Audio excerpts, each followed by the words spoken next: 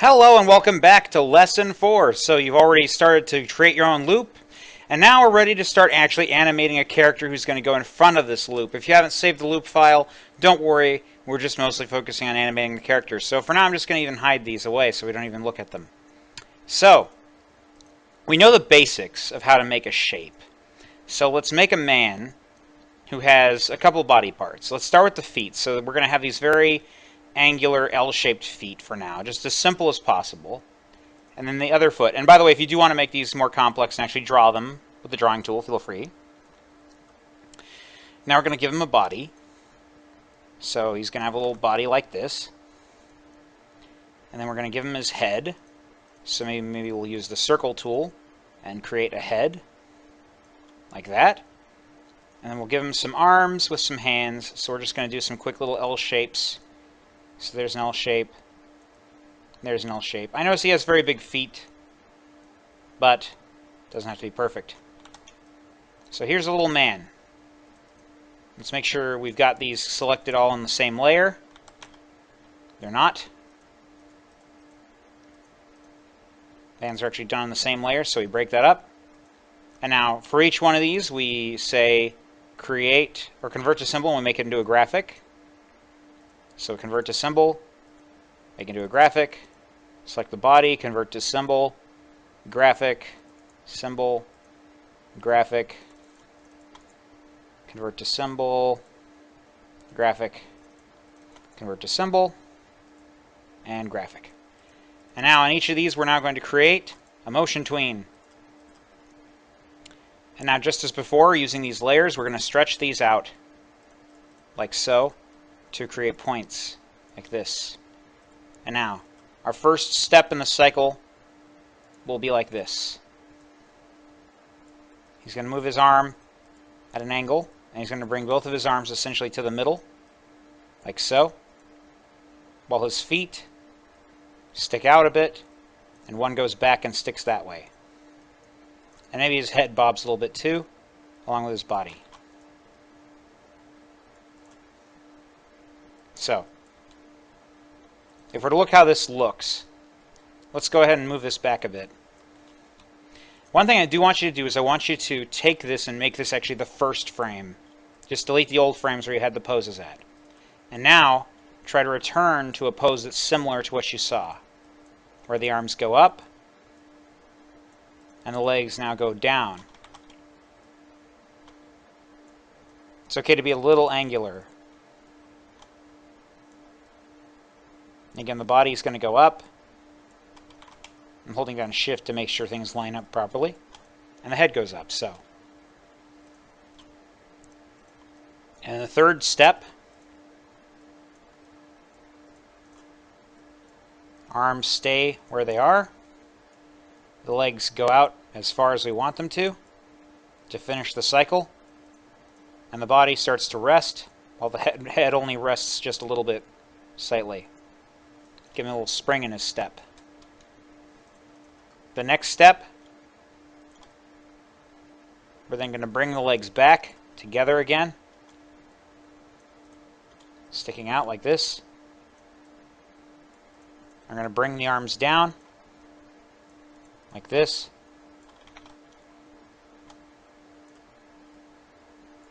I'm going to bring the head down, and the body down. Whoop.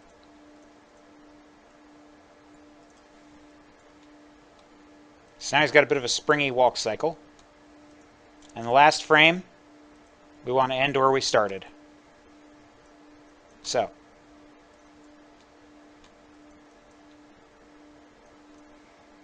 the one thing we are going to do is we are going to poke his arms out just a little bit more, so that they come back in.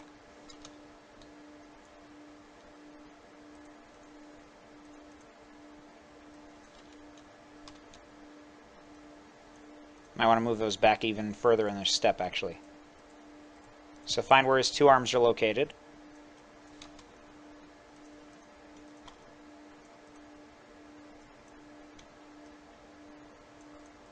There we go.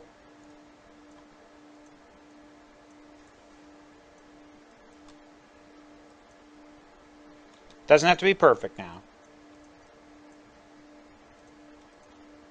And then we find that frame that's just before everything, and we create a tween at that point. We can either do this by right-clicking and saying Insert Keyframe, or by just simply dragging the object out to create a keyframe. And then we close on that keyframe, so it's just one step before the animation. It's not perfect, but it's close enough to what we need it to do. So let's cut these frames completely and just remove everything else. Just completely just blank it all out. We don't need it anymore. Now let's create a new object on a new layer. Doesn't have to be on a new layer. And inside this, we're going to paste the motion tweens that we just cut out. And we're going to move our little man about here-ish. And then we're going to choose, just like we did with the box, we're going to move him from left to right while he's walking. He's probably going to be walking a little bit faster than that. Looks about right. So let's add in our background and see how it all comes together. So now we have man walking in front of background.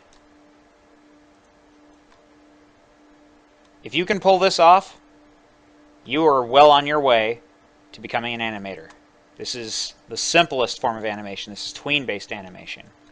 But from tweens, we can get models to begin the very tedious process of becoming frame-by-frame animators.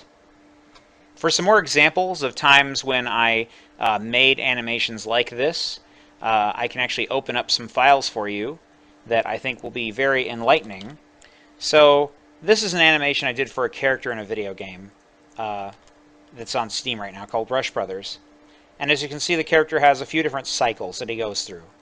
And he is mostly just made out of tweens. There are some frame-by-frame bits, which is where his legs and arms are moving at, so you can see where the drawings are occurring at for those body part motions. But for the most part, we have a very basic run cycle, where he just swings his arms. And we have a very basic stance. Then we have a jump, and we have a series of jumps. We have 1, 2, 3, 4, 5, 6, 7 jumps. And then we have a pushing motion that's just the same legs from the walk cycle reused. And then we have a, ow, I got smashed or poked by a spike or killed in some way animation. Then we have a res in animation where he comes back, pew, pew, he's back. And then we have sort of a stomp, and he also has a slide and a crawl animation, as well as a power jump animation and a lever pulling series of animations. And he has an edge standing animation for, whoa, whoa, don't want to fall off the edge. So, yeah, that's all I had to do to animate this character. Very basic stuff, and it's just positioning of the legs. So you can see that again, where they're at, where they're moving.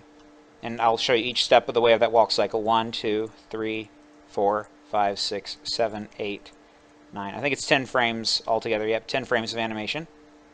For some reason it says 11. I guess it is 11. That's kind of weird. No, it's 12. Okay, so it's 12 frames. Playing at 25 FPS, that's less than a second basically, just barely, about a half a second, a little under half a second. And the reason I kept the frames low, the number of frames low, is because the animators, and I should say the code-based animation, you don't want to flood in too many frames, because if you use too many frames, you end up using up too much memory, and we had limited RAM to work with. We were especially aiming for mobile devices to launch the game on, like the iPad and stuff, so we didn't want to put in too many frames into the walk cycle. And that's basically all there is to it. Again, your assignment today is to make something that looks something like this, or if you don't have your background saved, something like this. Just show off what you can do with making a character move. Good luck, and if you have any other advice or tips on how to make the walk cycle more springy, feel free to implement them, such as maybe each step he sort of like bends down a little bit and then he pops back up on the up step or something like that. You know, I mean, you could get all sorts of crazy with this, so don't shy away from any ideas you want to implement, even if it's something silly like maybe he stretches in all of a sudden and then he goes into a jump like woo, you know, and then he lands. So, you know, something like that. Just get goofy, get sort of messy, have fun with it. It's like playing with Play-Doh. So don't ever feel like you're restricted to do anything here. Just make sure that it's a walking guy who moves from the left side of the screen to the right, or the right side of the screen to the left, whichever way you prefer. Good luck. Have a good one. Bye-bye.